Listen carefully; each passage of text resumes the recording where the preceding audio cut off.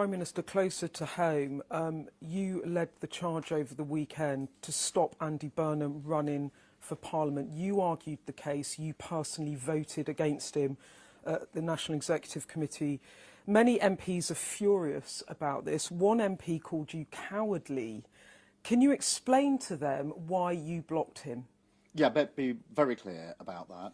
We have really important elections already across England for local councils, very important elections in Wales for the government there, and very important elections in Scotland for the Scottish Government.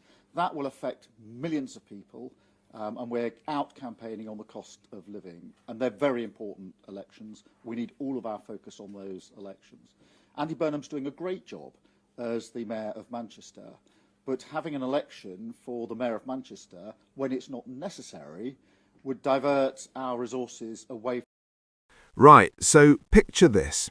You're Andy Burnham, beloved Mayor of Greater Manchester, Labour royalty, the man who's basically running the North like his own personal fiefdom, and you fancy a return to Westminster. You knock on the door, ready to throw your hat in the ring for the Gorton and Denton by-election, and what happens? The door slams shut, hard, and standing on the other side, your old mate Keir Starmer, the Prime Minister, with that trademark lawyer face saying, "Sorry, Andy, not today." Welcome to British politics in 2025, where even your friends won't let you play. I'm Brit Article, and today we're diving into the absolute drama of why Labour just blocked one of their biggest regional names from returning to Parliament. And trust me, the reasons are wild. But before we get into this political soap opera, smash that subscribe button and hit the notification bell, because British politics is serving up drama faster than we can keep up with it, and you don't want to miss a single twist. So let's set the scene. Andy Burnham isn't just any politician. This is a man who's been in Parliament before, served in multiple shadow cabinet positions, ran for Labour leader twice, and is now basically the king of Greater Manchester. When people in the North think of Labour success stories, they think of Burnham. The bloke's got name recognition that most MPs would sell their grandmothers for. So when a by-election pops up in Gorton and Denton, basically on his doorstep, naturally he thinks, you know what, maybe it's time to head back to Westminster. It's like a footballer who went to manage in the lower leagues fancying a return to the Premier League. Makes sense, right? Wrong, because this is Labour we're talking about, and nothing is ever that simple. Enter Keir Starmer, stage left, with the political equivalent of a red card. The Prime Minister has essentially said, "Cheers, Andy, but no thanks," and blocked Burnham from even standing as a candidate. Now, on the surface, this looks absolutely mental. You've got a popular, experienced politician who wants to represent an area where he's already beloved, and you're saying no. It's like turning down a free goal. But Starmer's got his reasons, and they're revealing something massive about where Labour thinks the real battle lines are drawn right now. Here's what Starmer actually said, and I'm paraphrasing the prime ministerial word salad. We've got really important elections coming up in May. Local councils across England, the Welsh Government, the Scottish Government. These affect millions of people. Andy's doing brilliant in Manchester, but if he runs for Westminster, we'd need to hold a mayoral election in Manchester too, and that would divert resources, money, people, focus away from the elections we absolutely must win. So the Labour National Executive Committee made the call to block it. Basically, Starmer's saying, we can't afford the distraction, mate. Now let's unpack this, because it's genuinely fascinating. On one level, Starmer's logic is actually sound. If Burnham becomes an MP, he can't be mayor anymore, so Greater Manchester would need a whole new election. That costs money, that costs campaign energy, that splits focus. And with crucial elections in May across England, Wales and Scotland, Labour's looking at their resources, thinking, do we really want to fight an extra battle we don't technically have to fight? It's like being invited to another party when you're already committed to 3 others and you're absolutely knackered. Sometimes you've just got to say no. But here's where it gets spicy. This isn't just about resources, this is about control. Labour changed its rules 2 years ago, specifically to make it harder for sitting mayors and other big regional figures to just waltz back into Westminster whenever they fancy it.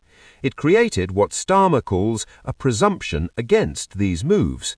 Translation, unless there's a really good reason, you stay where you are. It's Labour's way of saying, we put you in that job, now finish it. And there's actually some wisdom in that. How many times have we seen politicians treat positions like stepping stones, never actually delivering because they're always eyeing the next promotion?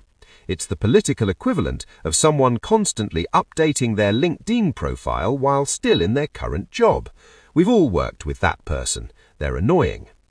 Now, Starmer's going full salesman mode, praising Burnham. He's calling him excellent, talking about their close working relationship, reminiscing about backing Burnham's 2015 leadership campaign, pointing to how they've worked together on everything from responding to the horrific synagogue attack in Manchester to pushing forward the Northern Powerhouse Rail project.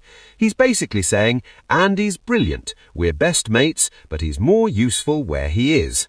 It's the political version of, it's not you, Andy, it's definitely you. Let's talk about Reform for a second, because they're the ghost at this feast.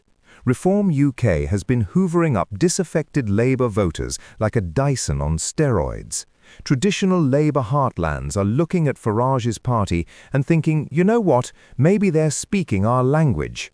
Starmer knows this. He's absolutely terrified of it. So when he looks at the political chessboard and sees May elections coming up where Reform could make serious gains, the last thing he wants is his own party scrapping internally, spending money on unnecessary elections, and generally looking like a disorganized mess. He wants every single Labour activist, every pound, every ounce of energy focused on stopping Reform. It's all hands on deck, and Burnham wanting to switch jobs is, from Starmer's perspective, someone trying to rearrange the deck chairs when the ship needs all crew members fighting the incoming storm. And Starmer's being remarkably blunt about it. He's not hiding behind platitudes. He straight up said, the battle of our times is Labour versus Reform, not Labour versus the Tories, which is wild when you think about it. The Conservative Party, the traditional enemy, has been relegated to supporting act status. The main event is Labour trying to hold on to working-class voters who are flirting with Reform's anti-establishment, anti-immigration, anti-elite messaging. That's the existential threat to Labour's coalition right now, and Starmer's making it crystal clear that every decision, including blocking Andy Burnham, is being made through that lens. Now let's talk about cost of living, because Starmer won't shut up about it, and for good reason. He keeps hammering this point. The single most important thing to people is the cost of living. Everything else, international issues, other domestic problems, none of it matters as much as whether people can afford their energy bills, their shopping, their rent. And he's right. You can have all the grand political visions you want, but if someone's choosing between heating and eating, they don't care about your 5-point plan for constitutional reform. They care about their wallet. And right now, Reform is making inroads by telling people Labour's not focused enough on their real-world problems. So Starmer's response is to go full laser focus. Cost of living, cost of living, cost of living. Everything else is noise, including Andy Burnham's career ambitions. The timing of all this is absolutely crucial too. We're talking about elections in May 2025 that could genuinely reshape the political landscape. Wales and Scotland are fighting their own battles with nationalism, independence movements, and Labour trying to hold ground. English local councils are battlegrounds where Reform could rack up seats and momentum. These aren't just minor elections, these are the foundation stones of Labour's future, and losing badly could trigger panic, infighting, and that lovely British political tradition of eating your own. Starmer cannot afford that. So when Andy Burnham comes knocking asking to change jobs, Starmer's doing the political calculus in his head. Does this help us win in May? No. Does this distract us? Yes. Does this potentially create a narrative of Labour infighting while Reform presents itself as united and focused? Absolutely. Decision made. Sorry, Andy. And what about Andy Burnham himself? Well, he's playing it cool, or at least trying to. After the decision was announced, he basically shrugged and said, "I've said what I needed to say, I'm getting on with my job now." Classic political non-answer. You can almost see him through gritted teeth thinking, "I'm fine, everything's fine, I definitely don't feel snubbed by my own party at all." But here's the thing. Burnham's smart. He knows how this game works. He knows that making a huge fuss, crying about it publicly, or picking a fight with Starmer would only prove Starmer's point about not wanting distractions. So he's taking it on the chin, doing the professional thing, and probably quietly seething while planning his next move. Because make no mistake, Andy Burnham still has Westminster ambitions. This isn't the end of that story. It's just a pause. What this whole situation really reveals is how terrified Labour is right now of looking divided or distracted.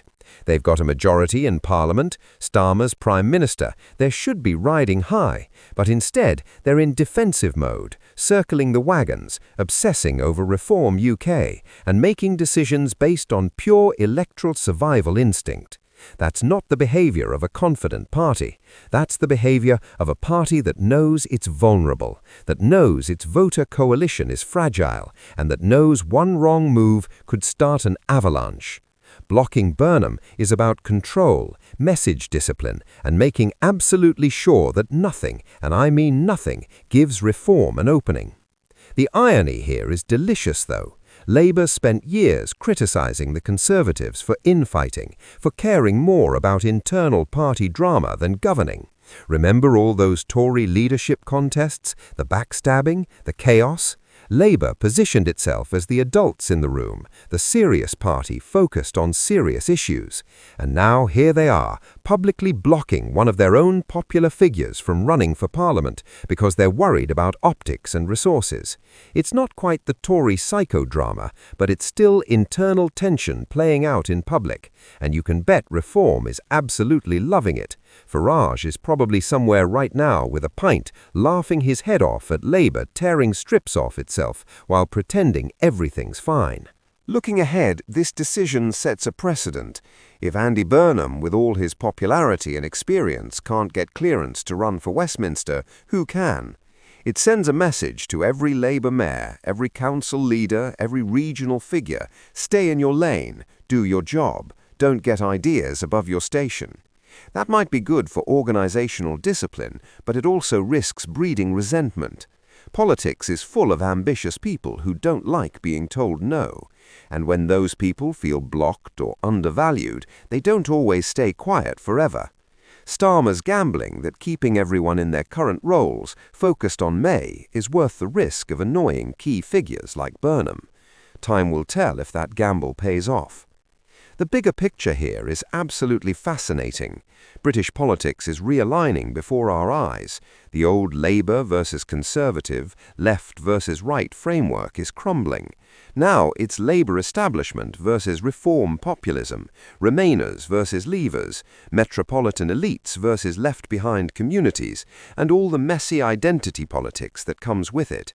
Starmer's trying to hold together a coalition of urban progressives, traditional working-class voters, and middle-class moderates, all while Reform is offering a simple, angry message that appeals to anyone who feels ignored or betrayed. It's genuinely difficult political terrain, and every decision Starmer makes, including this one about Burnham, is shaped by that reality. So there you have it. Keir Starmer has blocked Andy Burnham from running for Parliament, not because Burnham's bad at his job, not because they don't get on, but because Labour is absolutely bricking it about Reform UK and cannot afford any distractions before May's crucial elections. It's cold political calculus dressed up in friendly language about working together and focusing on what matters. Burnham's taken it professionally, but you can bet he's not thrilled. And the rest of us get to watch as Labour, the party that's supposed to be in power and in control, acts like it's constantly one wrong move away from disaster. British politics, everyone. Never boring. Thanks for watching. If you enjoyed this breakdown of political drama, make sure you're subscribed because, trust me, there's plenty more where this came from.